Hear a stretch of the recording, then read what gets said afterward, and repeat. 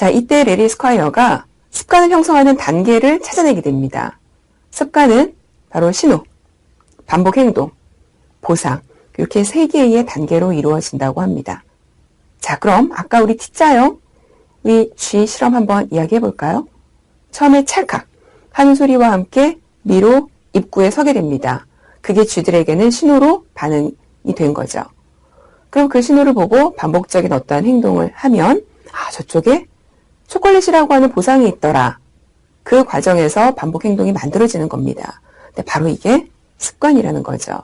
신호는 우리 뇌에서 자동 모드로 들어가서 어떤 습관을 사용해라 라고 명령을 하는 자극입니다.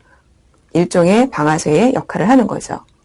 반복 행동이라고 하는 거는 몸의 행동으로 나타나는 것이고, 보상이라고 하는 거는 나 초콜릿 저기에 있었지 라고 하는 물리적인 획득도 되고, 또는 심리적인 뿌듯함, 또는 자신감, 또는 성취감 같은 것들도 보상이 될 수 있습니다. 자, 그럼 우리 습관이 만들어지는 3가지 다시 한번 보도록 하겠습니다. 신호는 거의 모든 것이 될 수 있습니다. 자, 예를 들어서 우리가 다이어트를 하려고 합니다. 그러면 냉장고에 예쁜 멋진 모델 사진을 붙여두는 거예요. 그러면 밤에 뭘 찾으려고 냉장고를 딱 여는 순간 멋진 모델의 사진이 보입니다. 그럼 우리는 한번 식욕을 자제하게 되죠. 바로 이런 사진과 같은 게 신호가 되는 겁니다. 자, 그럼 식욕을 억제한다는 반복적인 행동이 일어나고, 그 다음 보상은 물리적인 것.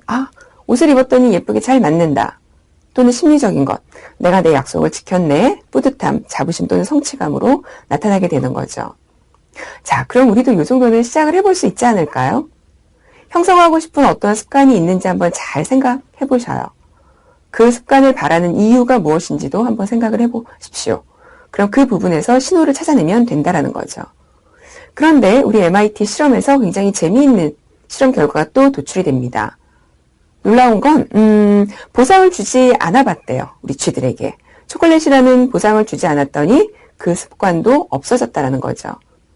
근데도 재미있는 건 시간이 한참 지나고 나서 보상을 같은 위치에 두었다고 합니다. 근데 이때 미로들은 금방 옛날 습관이 다시 나타나서 초콜릿을 찾았다고 합니다. 자, 이게 뭘 얘기를 하는 걸까요? 우리도 어딘가에 오랫동안 휴가를 다녀와서 다시 운전을 하려고 합니다. 다시 배우지 않아도 되죠. 그렇죠? 습관적으로 할 수 있는 겁니다. 습관은 한번 들일 때 힘든 거지, 한번 내 몸에 반복 행동으로 들여놓게 되면 나중에 다시 꺼내서 사용하는 것도 참 쉽다라는 거죠. 우리가 습관적으로 무엇을 할 때 많은 생각을 하지 않습니다. 그러면 우리의 뇌가 활동을 절약하게 되는 거죠. 더 많은 일, 더 많은 의사결정을 할 수 있게 된다는 겁니다. 굉장히 고민을 많이 해서 내린 결정처럼 보이지만 실제로는 거의 인식을 하지 못한 채 의식을 하는 그런 충동에 영향을 받는 거죠. 습관적으로 그렇게 해버렸어. 이게 긍정적인 것도 있겠지만 부정적인 것도 있겠죠. 긍정적인 습관을 많이 만들도록 노력을 하시면 될 것 같습니다. 자, 그럼 이제 습관을 형성하기 위한 실행 팁을 한번 알아보도록 하겠습니다. 내 습관을 찾아서 신호를 추가하거나 또는 제거하면 되겠죠. 그럼 먼저 우리 메모지에다가 내가 가지고 있는 습관들을 한번 써보도록 하겠습니다. 좋은 습관도 있을 테고요. 또는 안 좋은 습관도 있을 것 같습니다. 그럼 우리 먼저 안 좋은 습관에 대해서 이야기를 한번 해볼까요? 저 같은 경우는 퇴근하는 길에 저희 집 주변에 맥도날드가 있습니다. 그런데 요즘에 맥도날드는 그냥 운전을 한 채로요, 주문을 하고 우리 음식을 받을 수 있게 되어 있습니다. 그래서 저는 맥도날드 그 사인만 보면 야, 오늘 아이스크림 하나 먹고 갈까? 하고 항상 들러서 아이스크림을 먹으면서 퇴근을 합니다. 저한테는 신호가 뭘까요? 바로 그 맥도날드 사인이 되는 거죠. 자, 그럼 맥도날드 사인을 제거를 하면 됩니다. 자, 어떤 식으로요? 귀갓길을 다른 길로 한번 만들어 본다거나, 아니면 그 순간 동승자가 있었다면 동승자와 대화를 나눈다거나, 아니면 음악을 크게 틀어서 음악을 따라 부른다거나 해서 제 시선을 분산을 시키는 거죠.